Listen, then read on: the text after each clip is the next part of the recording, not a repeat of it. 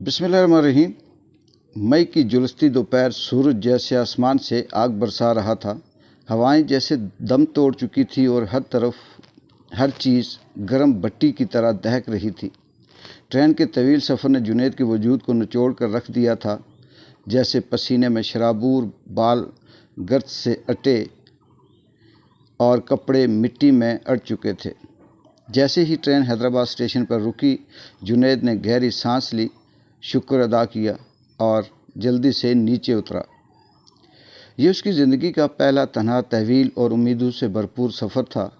ہر طرف اجنبی چہرے، انجانی آوازیں اور ایک نیا شہر جہاں نہ کوئی پہچاننے والا تھا نہ کوئی جاننے والا۔ گرمی، تھکن اور بوریت کے احساس سے بچنے کے لیے وہ اسٹیشن پر ادھر ادھر چلنے لگا۔ کھلی ہوا لی، مگر وہ بھی جھلسا دینے والی تھی، لیکن کم از کم اس میں ایک عجیب سا سکون تھا۔ جنید کا خیال تھا کہ شہر کے لوگ تعلیم یافتہ، مہذب اور شائستہ ہوتے ہیں، مگر وہ سفری آداب سے ناواقف تھا۔ وہ اپنے خوابوں کی سرزمین کی طرف جا رہا تھا، کراچی، جہاں وہ اپنی تعلیم مکمل کرنے کے بعد کچھ بننے کی امید رکھتا تھا۔ اس نے سوچا کہ چائے اور پکوڑے کھا لینا بہتر ہوگا، شاید تھوڑی تازگی مل جائے۔ اسٹیشن پر ایک ریڑھی والے کے پاس پہنچا اور چائے کا آرڈر دیا۔ جینز، عام سی چپل اور شرٹ میں ملبوس، وہ اپنے آپ کو کسی سیاح یا فلمی ہیرو کی طرح محسوس کر رہا تھا۔ وہ نیا ماحول، وہ نیا تجربہ، سب کچھ ایک خواب کی طرح لگ رہا تھا، لیکن قسمت کو کچھ اور ہی منظور تھا۔ جیسے ہی حیدرآباد اسٹیشن پر ٹرین کی روانگی کا سائرن بجا، جنید بھاگتا ہوا اپنی بوگی کی طرف لپکا۔ اندر داخل ہو کر اس نے جلدی سے ادھر ادھر دیکھا کہ کہیں غلط ڈبے میں تو نہیں آ گیا۔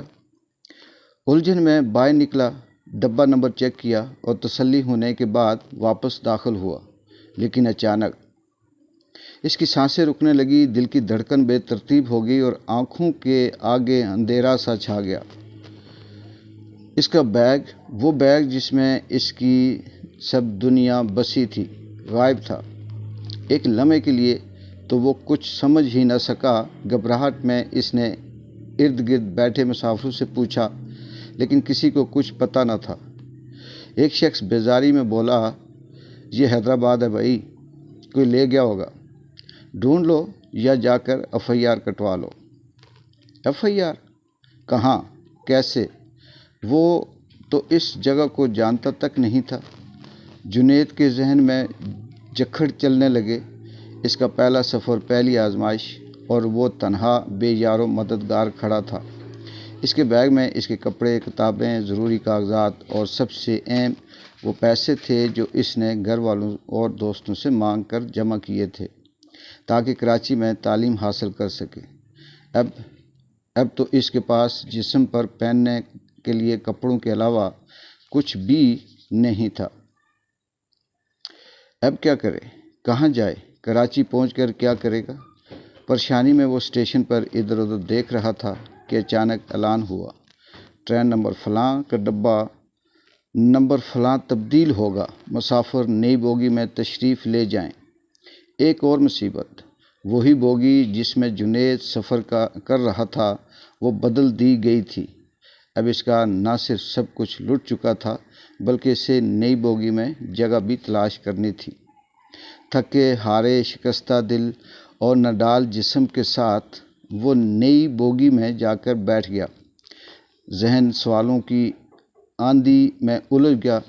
اب کیا ہوگا؟ کراچی پہنچ کر کہاں جائے گا؟ دوست سے رابطہ کیسے کرے گا؟ نہ پیسے، نہ فون، نہ کپڑے۔ کیا وہ اپنے خوابوں کو ادھورا چھوڑ کر واپس چلا جائے؟ تبھی اچانک ایک کرخت آواز نے اس کی سوچوں کا سلسلہ توڑ دیا۔ ٹکٹ چیک کرواؤ، جو مسافر حیدرآباد سے بیٹھے ہیں وہ نیا ٹکٹ لیں گے۔ جنید کے پاؤں تلے زمین نکل گئی۔ اب ٹرین کی سیٹی گونجی، ہوا کی تیزی سے کھڑکیوں سے ٹکرا رہی تھی، مگر جنید کی دنیا جیسے تھم چکی تھی۔ اب کیا ہوگا؟ اس کے ذہن میں طوفان اٹھ رہا تھا۔ نہ پیسے، نہ ٹکٹ۔ اگر TT آیا تو وہ مانے گا نہیں، سیدھا نیچے اتار دے گا۔ پھر میں کہاں جاؤں گا؟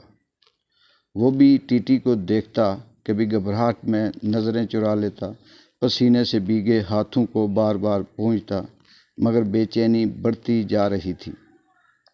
ٹی اب اس کے ساتھ والے مسافر کے پاس پہنچ چکا تھا، نیا ٹکٹ پنچ کر کے دے رہا تھا۔ جنید کی باری قریب تھی، دل جیسے دھڑکنا بھول گیا۔ میرے پاس پیسے نہیں، یا کہوں گا میں پنڈی سے آیا ہوں، یا بول دوں گا میرے ساتھ حادثہ ہو گیا۔ لیکن اس سے پہلے کہ جنید کچھ کہتا، اچانک ٹی نے دوسرے مسافر کی طرف اشارہ کیا۔ ہاں بھائی، ٹکٹ چیک کرواؤ۔ جنید کی سانس اٹک گئی، دل میں امید اور خوف کی جنگ چھڑ گئی۔ ٹی نے ایک نظر گھمائی اور پھر دوسرے ڈبے میں چلا گیا۔ جنید نے لمبی سانس لی، جیسے کسی قید سے آزاد ہو گیا، مگر اگلے ہی لمحے وہ پھر سے پریشانی میں ڈوب گیا۔ یار، میرا کیا ہوگا؟ میں کہاں رہوں گا؟ پڑھائی کا خرچہ کیسے اٹھاؤں گا؟ جس دوست کے گھر جا رہا ہوں وہاں قیام کرنا ہے، اگر اس کا گھر نہ ملا تو؟ کراچی تو بہت بدل چکا ہے، میں راستہ کیسے ڈھونڈوں گا؟ ناظرین، بقیہ حصہ قسط نمبر 2